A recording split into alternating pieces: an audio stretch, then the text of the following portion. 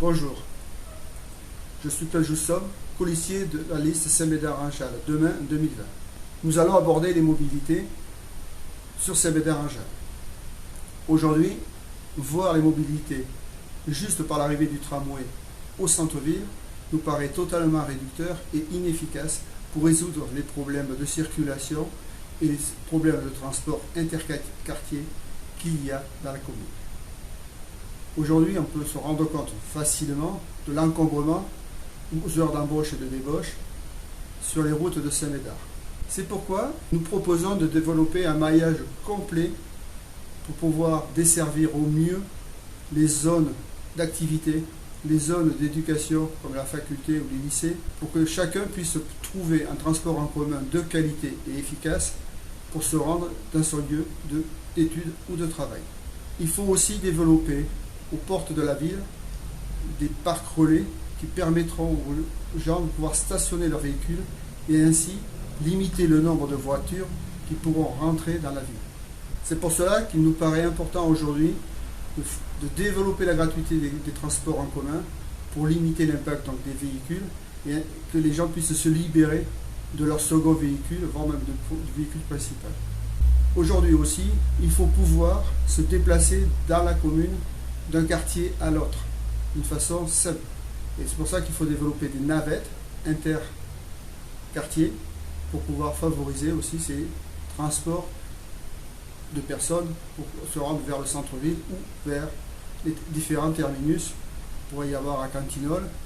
ou alors vers Picot, ou alors à Rostand pour le tram. Tout ceci va s'accompagner aussi avec un schéma de développement de covoiturage qui s'associe à l'ensemble des transports doux que va développer donc Marc Montaigne. Oui, merci Claude. Moi je suis donc Marc Morisset, je suis aussi un candidat à être à la métropole, donc c'est-à-dire de décider aussi avec les autres 27 communes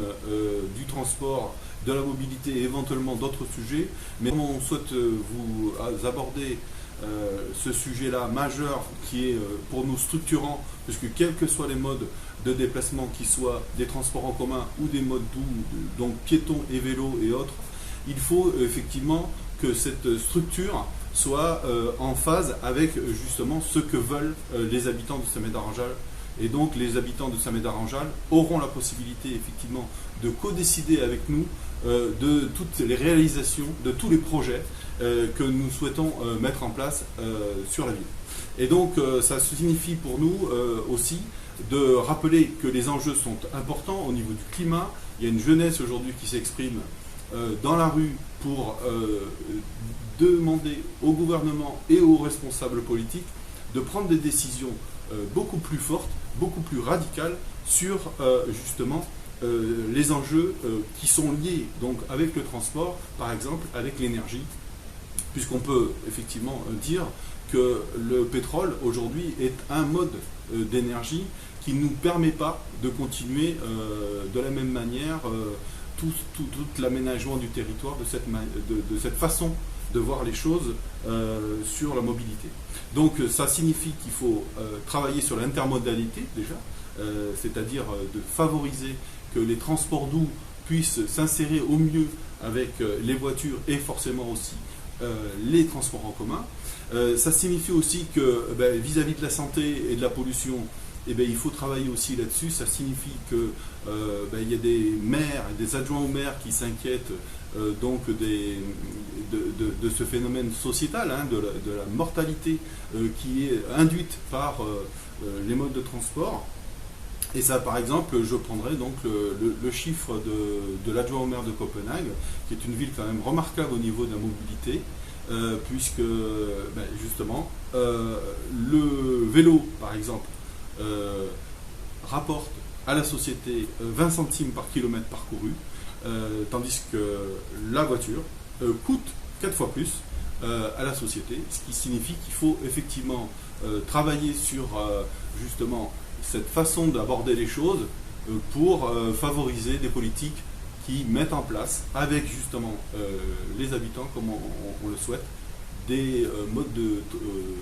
transport, des modes doux, responsables, et qui vont vers l'avenir, c'est-à-dire vers les générations futures. Il est à noter que Cécile Marenzoli s'est engagée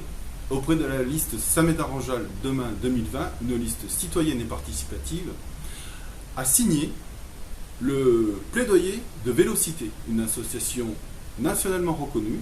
qui est aujourd'hui située sur Bordeaux Métropole, et puis sur le pacte de la transition avec différents critères qui nous permettent aujourd'hui de dire que le transport en commun et le transport doux sera encore plus défendu dans cette liste citoyenne et Si participative. comme nous, vous pensez que les outils d'intelligence collective sont un moyen pour faire aboutir les mobilités de demain, le 15 mars, votez et faites voter Sameda-Ranjal Demain 2020.